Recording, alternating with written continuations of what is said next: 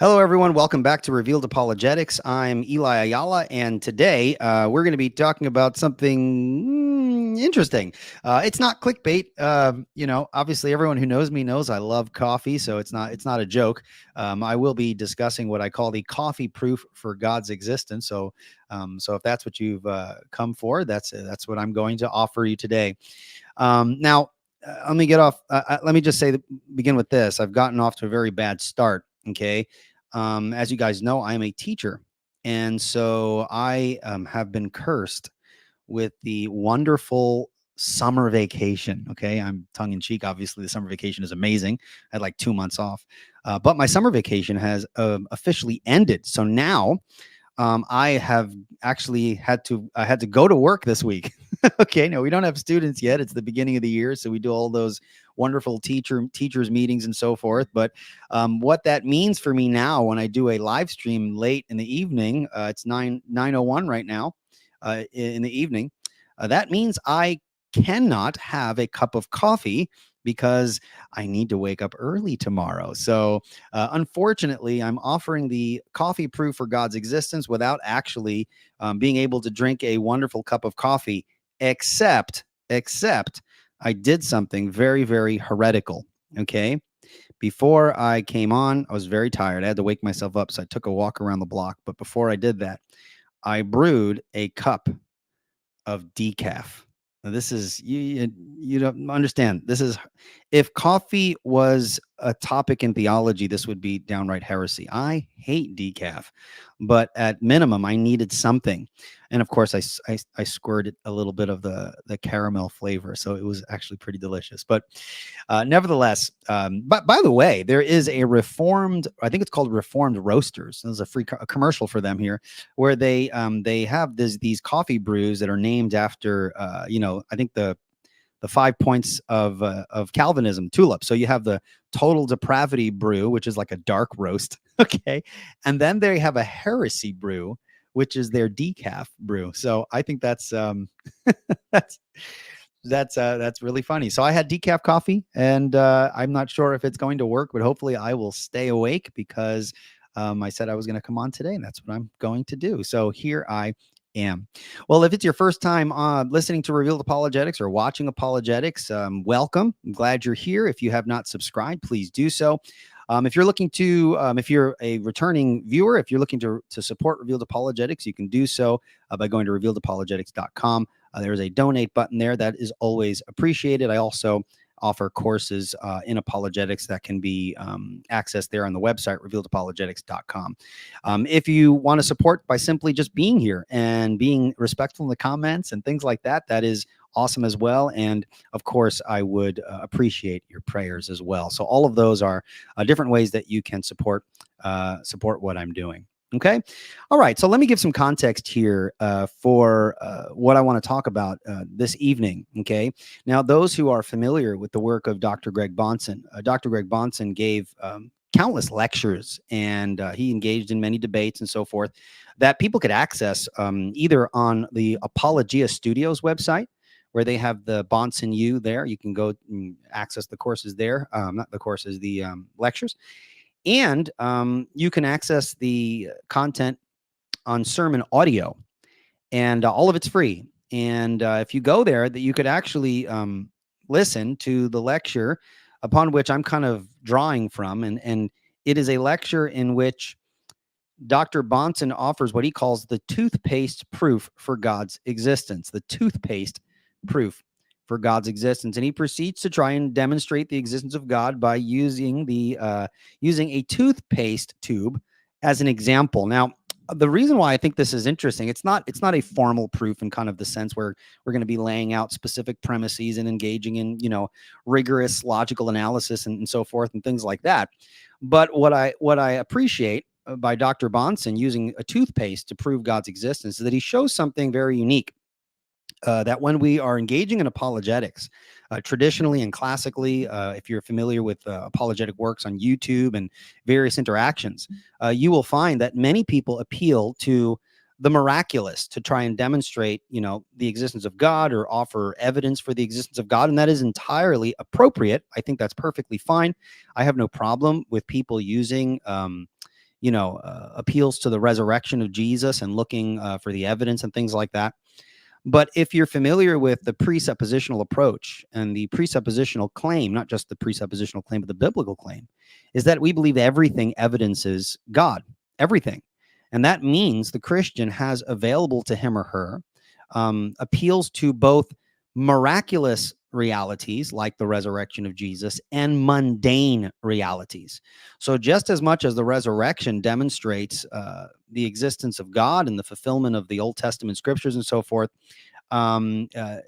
basic mundane things point to the creator. Okay.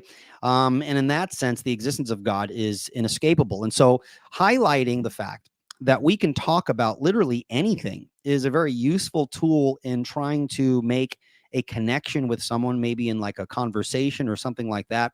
And often people will ask, well, how do you simplify presuppositional apologetics and the transcendental argument? What are some mundane things that we could appeal to? Well, golly, okay. Bahnsen pointed to toothpaste. If you're interested, you can look that up. And today I'm going to be talking about coffee. Okay. So as you guys know, I'm a very big fan of coffee. I like the fancy stuff. I like the latte. I'm actually more of a latte fan. I love it with the whipped cream on the top and all the big, all of the ice. Nothing better than a giant latte with the whipped cream and the drizzled caramel. Oh my goodness. A caramel macchiato. Oh my goodness. Don't get me started. Anyway, before I go crazy, just thinking about that, let's begin. Okay. Again, hopefully this will be a helpful tool for people in terms of finding a connection point in terms of conversation as to how we can begin to talk about how God is really required, even for mundane things like understanding coffee. Okay. So every morning you wake up. Okay. I wake up, right? I head to my kitchen. Right. You want to make yourself a cup of coffee, right? This is something that's routine. It's a habit. Okay. It's almost like a religious experience, if you will, right? You wake up and you're brewing the coffee, right? You begin to, smell. So you scoop the coffee grounds, you add the water, right? You turn on the coffee maker, and soon enough, what do you have? You have your hot cup of coffee ready to go. Okay. And we've done this a bajillion times, right? Every time we do this, every time we walk through the process of putting in the water, putting in the coffee grinds, all these sorts of things, the same thing occurs. Okay. Our cup of coffee is made. Now, I want to take this very simple fact that every time we engage in the activity required for making coffee, the result is always the same unless your coffee maker is broken or something like that, right? But I want us to kind of put our philosophical thinking caps on. Okay. I want you to ask this question. Okay. I think it's a simple question, but I think it's a profound question. Okay. Why does it work every time? Why is it the case that every time we engage in the making of our coffee and doing the process, that it works every time? Okay. Now, at first glance, this kind of seems like a straightforward question and with a pretty much an obvious answer. And quite frankly, it works because that's just how coffee makers are designed. Okay. Now, I'm not giving a design argument based upon a coffee machine, right? But that's kind of the straightforward answer that comes to mind when someone asks a question like this, right? They pretty much follow the laws of physics and chemistry, right? Converting water and coffee grounds into a delicious cup of coffee, right? And this is a reliable process that we could expect that if we engage in that process, the result is always the same. But I want you to step back for a moment. I want you to think a little bit more deeply about this. Okay. I'm going to move through this slowly so that we can follow the line of reasoning. Okay. Now, the process of making coffee, okay, think in terms of philosophical categories. We're thinking a little deeper here. As you guys would imagine, I'm not simply appealing to coffee, right? There's some underlining things that we need to be paying attention to. Okay. The process of making coffee relies on something we call the uniformity of nature. Now, if you're interested in this topic, I do have a video on the uniformity of nature and the problem of induction and things like that on the channel. If you can just type that in, Revealed Apologetics, Eli, uniformity of nature, problem of induction or something, should pop up. Okay. But when we make a cup of coffee, we rely on this notion of the uniformity of nature. And this is pretty much the principle that the laws of nature are consistent over time and space. Okay. The same processes that worked yesterday are going to work today. And of course, will work tomorrow as well. Okay. And pretty much without this uniformity, you really couldn't be sure that your coffee maker is going to function in the same way that it has in the past. Okay, so this simple principle is presupposed in literally everything that we do. Now, of course, the question arises, how can we be confident in the uniformity of nature? Why do we believe that the future will be like the past? Okay, this is so ingrained in us that we rarely question, right? This kind of the things we simply take for granted, yet it is a very profound philosophical question. It deals with a very profound philosophical issue.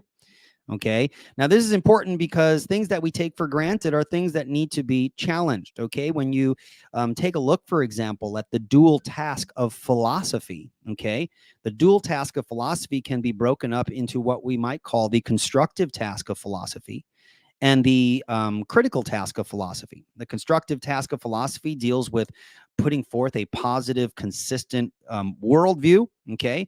And the critical task forces us to be critical and engage in critical analysis in examining the things that we take for granted, examining the things that other people take for granted.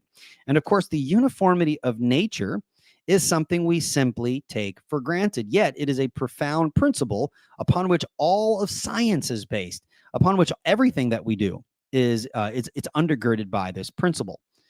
Now, of course, this makes perfect sense in a Christian worldview. Okay, the fact that nature is uniform, orderly, and predictable fits perfectly well within a Christian theistic conception of reality. Okay. However, there is no reason to believe that such a principle makes sense from within an atheistic naturalistic worldview. Atheism's not a worldview. Fine. Any version of atheism that you hold to, okay? It literally, there's no foundation for this. This is not something random that I'm saying. Others have pointed this out in the past. We'll get into that in just a bit, okay? But from an atheistic, naturalistic worldview perspective, the universe really is just a product of random, chaotic events, okay? Now, of course, I already anticipate objections to that statement, but let's be real. Within an atheistic naturalistic worldview, all is sound and fury, signifying nothing. Okay. Now, on this perspective, there is no overarching purpose, no overarching order. It's all just really a cosmic accident. Okay. And if you think about it, in such a worldview, there's no reason to expect that the laws of nature are going to remain consistent. Right? They could, in principle, change at any moment. Right? After all, if the universe is just random occurrence, why should it behave in a predictable, orderly manner? Okay. Now, again, I anticipate what someone is going to say, but everything's random. Okay. Why should we expect order in a random universe? This is an important question. I think that we need to ask. Okay. Now, here's where the dilemma lies for the atheist. Right? They rely on the uniformity of nature every day. Right? They have to rely on this principle, just like when they make their morning cup of coffee. Right? But their worldview doesn't provide a basis for the very uniformity that they're relying on, right? It's like trying to balance a cup of coffee on a table that doesn't exist, right? The belief in uniformity is pretty much hanging there in midair, unsupported by their worldview, okay? Now, this is obviously not the case within a Christian conception of reality. Okay. Yet we need to ask the atheist. Okay. And again, everything is going to depend on who you're talking to. But I often hear people tell me the laws of nature are descriptive. They're not prescriptive. They're descriptions. But if they're descriptions don't tell us how things must be and how they will always work. They're just describing. Okay. If the atheist says that the laws of nature are prescriptive, we're going to have to ask for a justification for that from within their worldview. And if they say that the laws of nature are simply descriptions, then we're going to ask, well, how do you then provide a justification for what we're talking about here? Okay. Now, this is not an issue from within the Christian worldview. Now, according to the Bible, okay, God created the universe and upholds it by his power. Hebrews 1:3 comes to mind, right? Tells us that Christ upholds the universe by the word of his power. And this means that the consistent, orderly nature of the universe is grounded in the character of God. He's faithful, unchanging, he's sovereign. And because of God's providence, we can trust that the laws of nature are going to remain consistent, right? That makes sense as a Christian. Our belief in the uniformity of nature is not just a convenient assumption. It's rooted from within the Christian worldview in the very nature of God. Okay. And so when you make your morning cup of coffee, you are in a very real sense, witnessing the faithfulness of God, right? The consistent process of making coffee is a small but I think powerful testimony to the order and reliability that God has imbued in his creation. Okay. Now the Christian's going to say yay and amen. Of course, we thank God for coffee. We thank God for the processes that allow us to make coffee. We thank God for the predictability and the patterns that he's created within his creation and so forth. Okay. But how does the atheist, how does the naturalist account for these things? Right.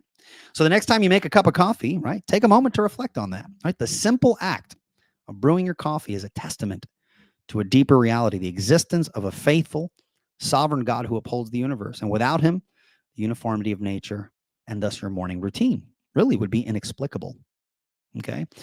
So that's something to think about. Now, this is just one of the many ways that everyday experiences, not just kind of appealing to the miraculous and so forth. Okay.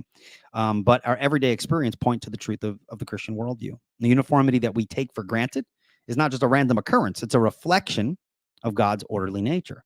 And so let your cup of coffee be a daily reminder of God's existence and his sustaining power over all creation, right? We thank God for coffee.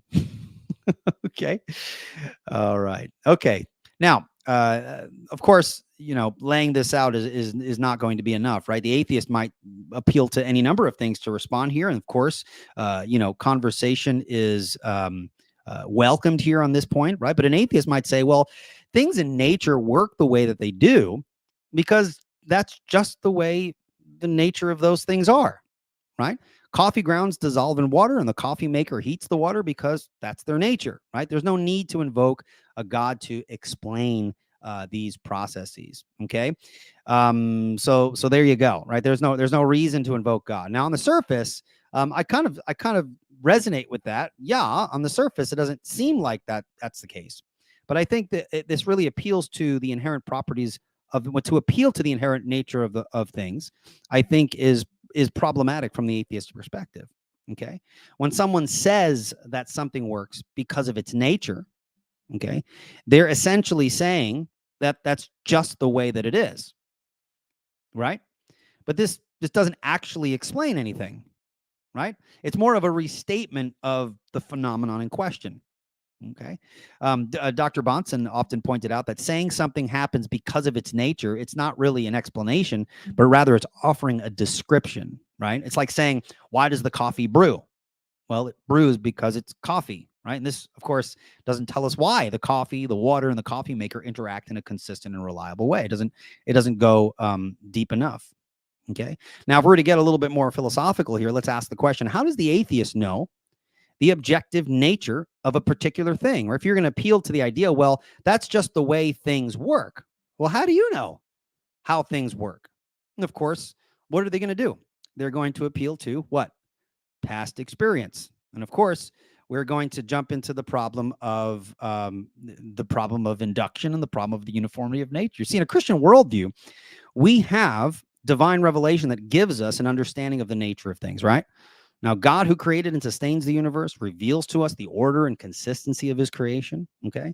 And this revelation is foundational to our knowledge from the Christian perspective. But the atheist doesn't have a worldview that's based on revelation, okay? They rely, depending on the particular philosophy they hold to, they often appeal to observation and empirical evidence and so forth. But here's the catch. In the very process of observing how things behave, they're already assuming what? What are they assuming?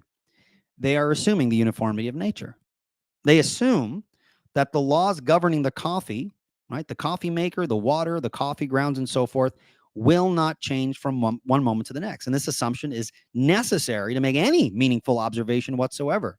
And we're asking for a justification for that. Okay. Now, this is where the presuppositional challenge, I think, comes in. We're not merely asking, okay? You have to understand what we're asking, okay? We're not merely asking the atheist to observe how things behave and then give us an answer, right? We're asking them to give an account or provide a justification for why they believe the nature of things is uniform and consistent in the first place, right? How can they be confident that the processes they observe today will be the same tomorrow?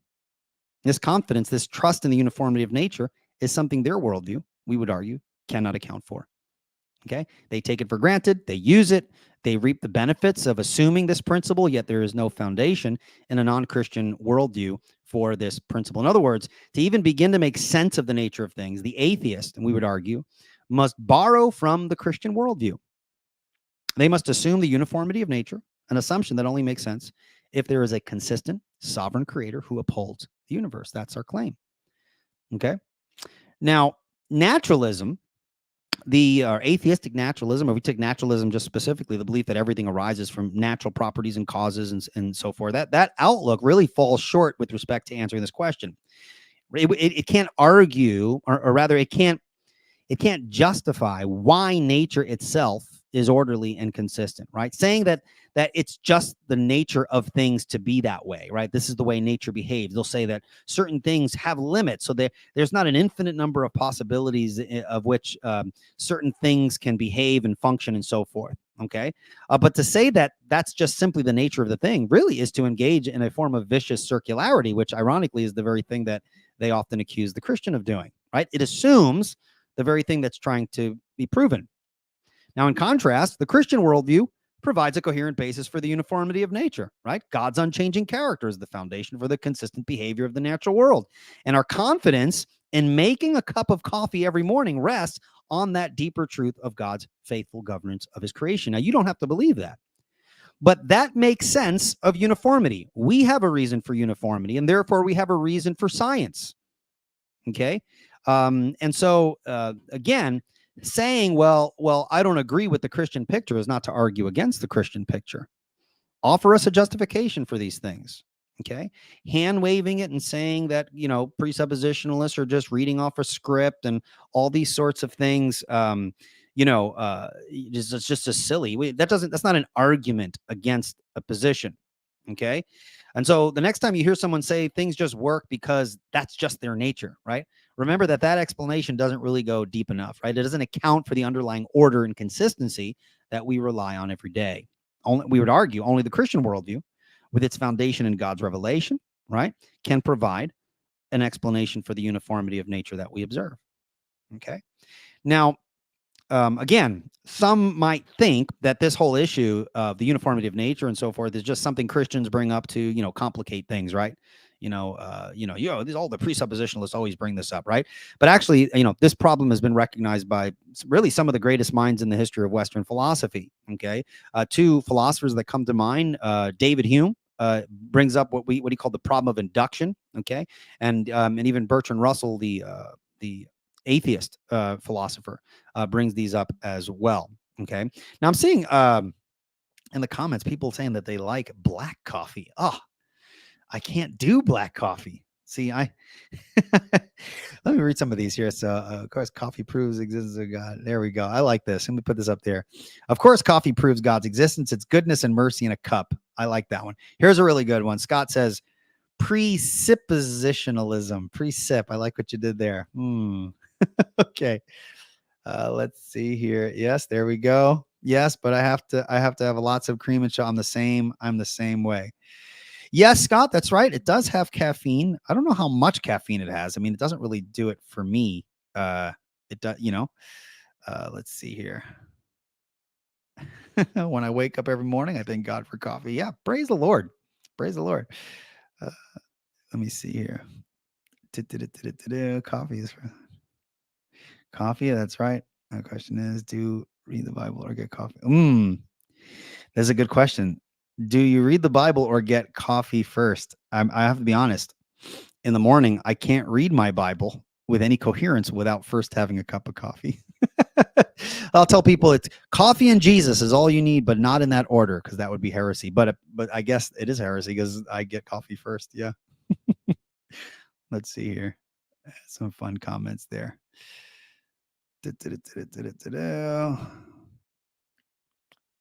Andrew, thank you so much for that super chat, man. I appreciate it. The next cup is on me, brother. God bless you. Well, thank you very much. I appreciate that. Thank you. All right, let's see here.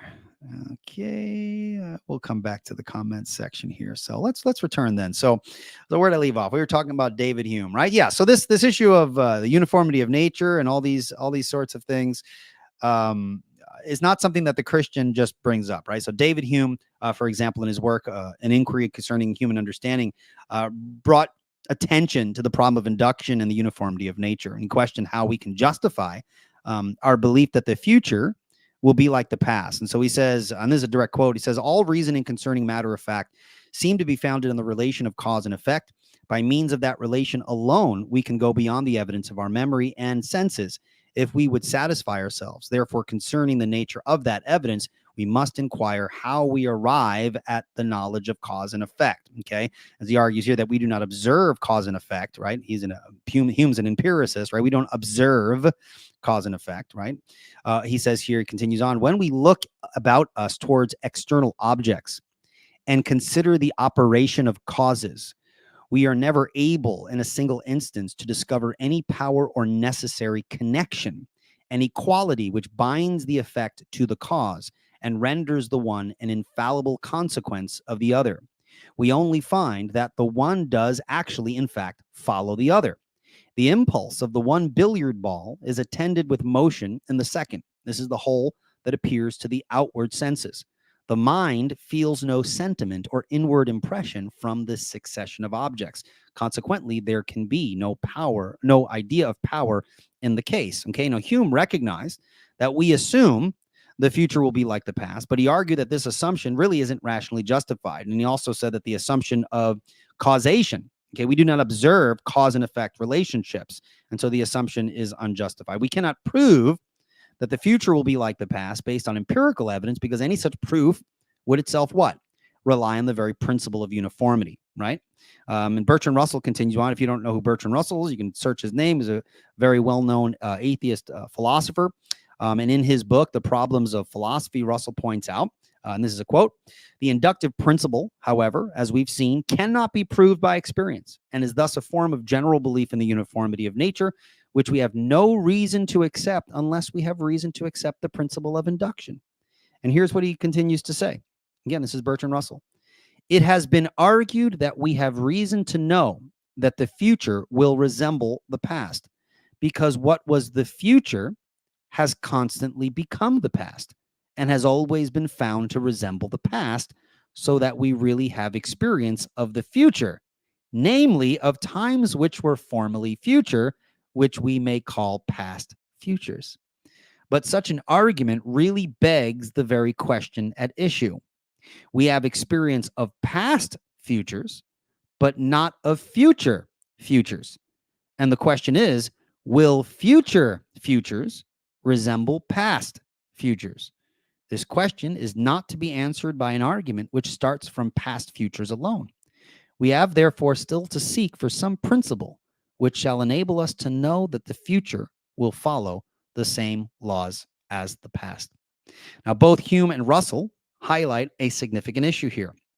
Okay, the assumption that nature is uniform cannot be justified purely through empirical means. Okay, this acknowledgement comes not from the Christian who tries to bolster their own case, but from David Hume, Bertrand Russell, and others. Okay. Now, again, people can choose not to think about these philosophical issues and say, well, we all assume this is ridiculous. I mean, you can say that, okay, but hand waving something away doesn't, provide a justification. Okay. And so I think it's interesting that the fact that such eminent philosophers like Hume and Russell have recognized this problem really should make us pause and reflect. It shows that the issue of uniformity, okay, is not some arbitrary concern raised by Christians, but it's a very profound philosophical problem that cuts to the heart of how we understand how the world works, right? When the atheists rely on the uniformity of nature to make sense of daily experience and so forth, right? They're utilizing a principle that their worldview cannot account for, okay? Now, the Christian worldview, again, we can move right back to very simple truth. Grounded in the character of a faithful and unchanging God, provides a solid foundation for this very principle, right?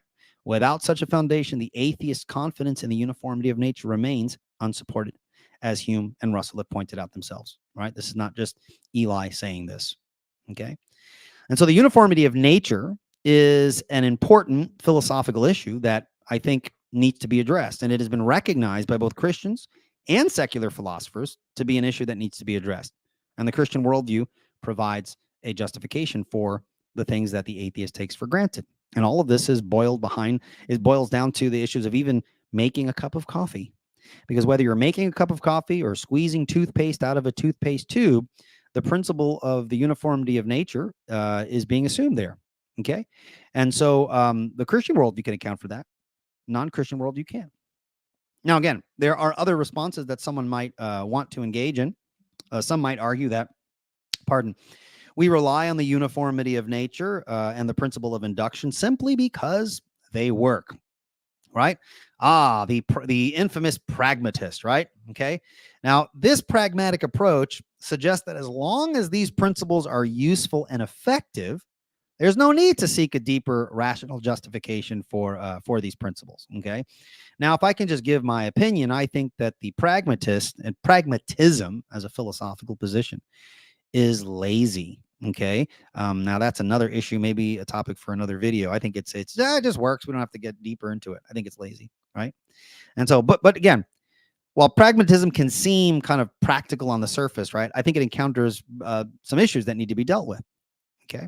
For one, to say that we rely on the uniformity of nature because it works engages in circularity as well, the form of vicious circularity that we're often accused of. Okay. Here's how. The uniformity of nature, okay, someone might say the uniformity of nature is reliable because it has worked in the past. Okay. We assume the future will be like the past. Therefore, the uniformity of nature will continue to work in the future. Okay. Do you see the problem with that? This argument assumes what? The uniformity of nature to prove the uniformity of nature, right? It's like saying that I believe the sun will rise tomorrow because it always has, without providing a reason why this pattern should continue. Okay. And we need to point out when people take those very things for granted. Okay. Pragmatism doesn't provide a foundation for why the uniformity of nature should be trusted, right? Beyond mere observation, right? They don't offer that. Okay. It's one thing to observe that natural laws appear consistent. Okay. But it's another to justify why this consistency should continue. Isn't that right? Without a rational basis, our confidence in the uniformity of nature is on shaky grounds. It's like building a house on sand. It's going to stand for a little bit, but eventually we're going to recognize it doesn't have a solid foundation, right? I think another important thing to point in mind too, with respect to the pragmatism, okay, or even just appealing to pragmatic success, doesn't equate to truth. Isn't that right? Just because a belief is useful doesn't mean it's true, right? For example, believing in a superstition of some sort, you can fill in the blank, whatever superstition someone might believe in, might make someone feel better, might make them feel more confident, but that doesn't mean the superstition is true, right? Relying on the uniformity of nature because it works doesn't explain why it works or why we should trust that it will work in the future. Okay. And notice that in any other area, right, we seek rational justification for our beliefs, right? So in science, for example, we don't just accept phenomena at face value, right? We investigate their causes and their various underlying principles and so forth. And the same should apply to the uniformity of nature, right? If we don't seek a rational justification, we're essentially saying that one of the most fundamental principles of our understanding of the world doesn't need a justification, right? It's just that way, right? And of course, that's the height of arbitrariness, right? But again, from within the Christian worldview, we offer a coherent, rational justification for the uniformity of nature. As we said before, according to the Bible, God is the creator and sustainer of the universe, and his unchanging nature ensures the consistency of natural laws. And again, this provides a solid foundation for our trust in the uniformity of nature, the very principle required to brew our cup of coffee and to expect that the processes and things that we go through to make our coffee will produce the same result under the same conditions. Okay. And so pointing these things out, I think, is very useful because notice that while on the one hand, we're talking about coffee at the surface level, on the other hand, we're really talking about the preconditions of intelligibility. What must be the case in order for us to even make sense out of the process of making coffee, out of the process of scientific inquiry and investigation and experimentation. We're really touching not so much on the issue of a cup of coffee, but we're touching on really the fundamental nature of reality itself. Okay. And so what we want to do is we want to take mundane things and show that underlying those mundane things are those things that we take for granted require a worldview, right, in which God, in his providence and sovereignty, provides a context for uniformity, predictability, and so forth. If the unbeliever doesn't want that, then they are going to have to provide a justification for that within their God-denying worldview. Okay? And hand waving and saying it's not important, or saying there he goes again with his script, really doesn't answer the question. Okay, so there you go. So coffee, therefore God. Okay, there you go. All right. Okay, so we are at the 35-minute mark. Let me see if I can go through some of these comments here. If there's a question, I'll try to take a few questions, and if there's not, we'll wrap things up here. Let's see here. Is this a real question? No breakfast coffee, no lunch drink coffee. You feel okay. Tim Moore, the question isn't whether or not there is order. The question is, on what foundation do you expect order? Yeah, that's correct. Very good. Let's see here. Jonathan Myron says, any progress on the second channel?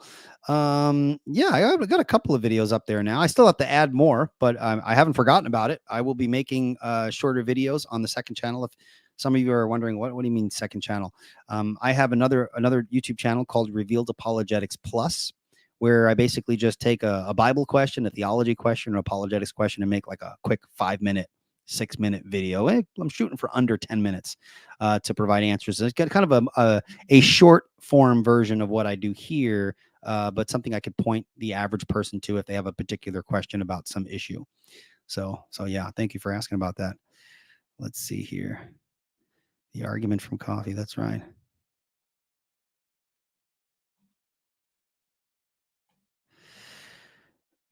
Let's see here. Tim says, goes back to what I said. No one is a true atheist. They know, they just suppress it and make stuff up.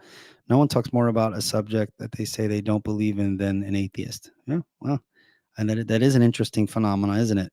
Yeah. Let's see here. Yes, Eli has a second channel. Yeah, but it's brand new. Got only a couple of subscribers there, but if you want to, it's called Revealed Apologetics Plus. Okay.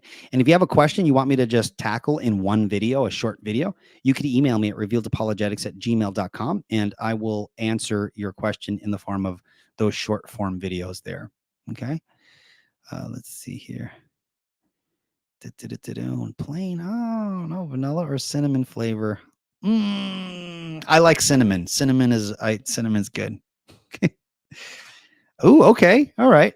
Hazelnut creamer and is it Colombian coffee you were trying to say? Colombia. I like Colombian coffee. I grew up on Bustelo coffee. It's good stuff. Taylor Ware says, Eli, I've been watching your channel for a little over 2 years now. I'm grateful for you and your ministry. Well, thank you so much, Taylor. That is very encouraging. I appreciate that. Thank you so much. Glad you're finding the content useful there. Let's see here. Well, Jonathan says, I don't see how people dilute their coffee with creamer and other things. Plain black is the best. Well, I mean, yeah, I mean, I don't see how people drink decaf. That's why I can't believe that the existence of decaf coffee, it could be a good argument for the atheist arsenal in some form of like the problem of evil or something like that. Yeah. Yeah, I guess we dilute our coffee with all sorts of things. In a perfect world, we can just enjoy coffee for what it is. But in a sinful world, we need all of these helps and sweet flavorings and so forth. So sorry. Let's see here.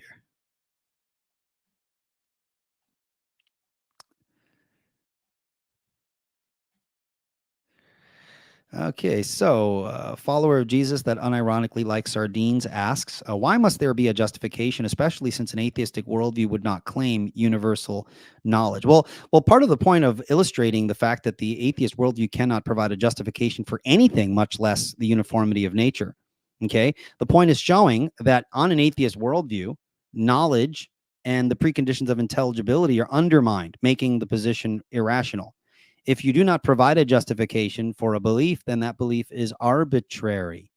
And if people are allowed to be arbitrary, then that destroys the foundation for all human investigation, whether it's science, philosophical reflection, and history, and so forth. So, yeah, If and not even just universal knowledge, any knowledge whatsoever. Notice that we say that the Christian worldview provides the only worldview that provides the necessary preconditions for what?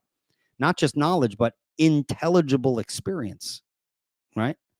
So yeah, I would make those distinctions there. Yeah, thank you for the question. Let's see here. I've loved black coffee for over 7. I can't do black coffee. I've tried. I can't do it.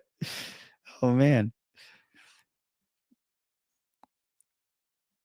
Let's see here. So Aaron Yost says, why is appealing to axioms an inadequate explanation?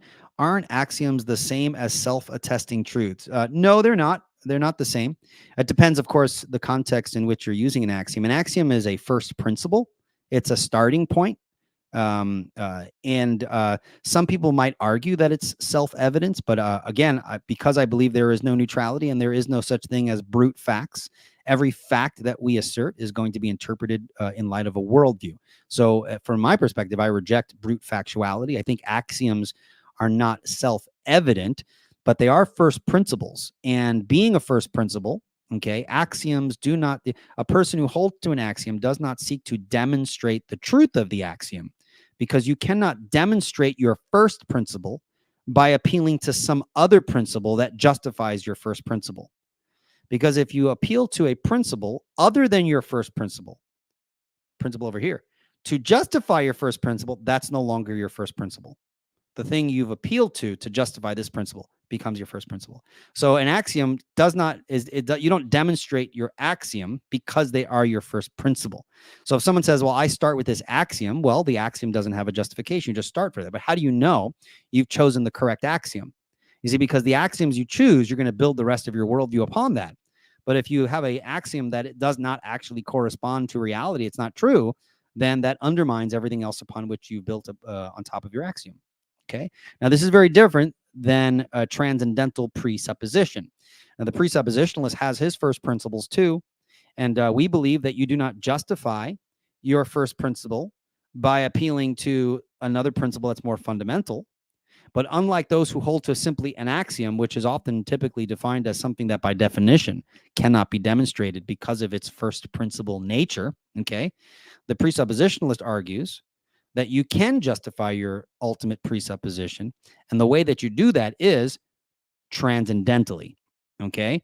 So transcendental arguments actually are meant to prove your presupposition. So when someone says, by definition, you can't prove a presupposition, they don't know what they're talking about. That's to deny transcendental arguments. Transcendental arguments seek to demonstrate your presuppositions. And it does so indirectly by proving that when the presupposition is denied, right, the presupposition has to be assumed. It's kind of like denying logic. To deny logic, you have to presuppose logic. You have to use logic to even assert a sentence, which maybe if you say, I reject logic, that sentence presupposes the laws of logic, because language presupposes logic, the law of identity, and all the different laws. Okay. So we do not appeal to indemonstrable starting points. We believe that our starting point can be demonstrated, unlike those who hold to axioms if they're understanding it in the kind of traditional philosophical sense. Okay. I hope that makes sense. Good question.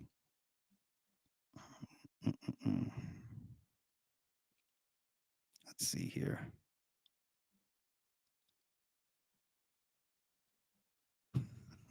Okay. All right. Let's see here.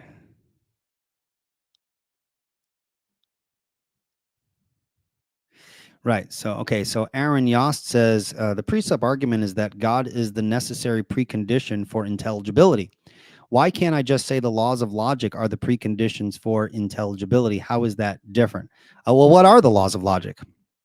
Aaron, I would ask you a question. Are the laws of logic conceptual or are they material?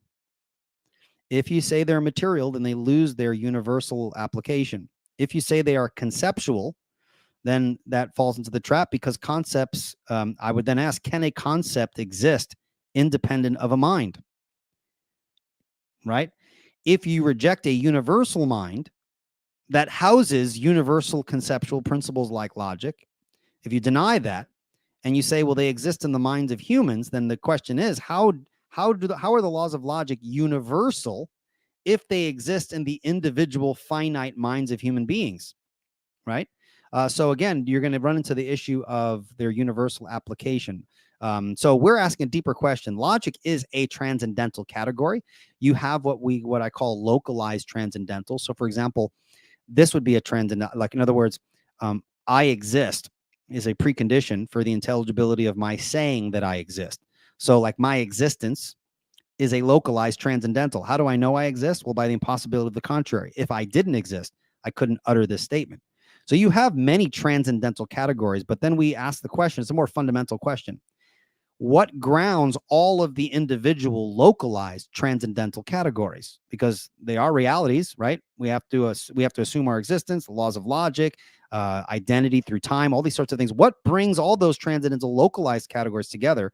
You're going to need one ultimate foundation to tie them together and in a coherent relationship. And that, I would argue, would have to be God. There's no finite category that can ground all of the transcendentals. Okay. If you want to know why and the details of that, I've done videos and discussing this topic before. Okay. But I hope that makes a little sense. Okay. All right. Thank you. Let's see here.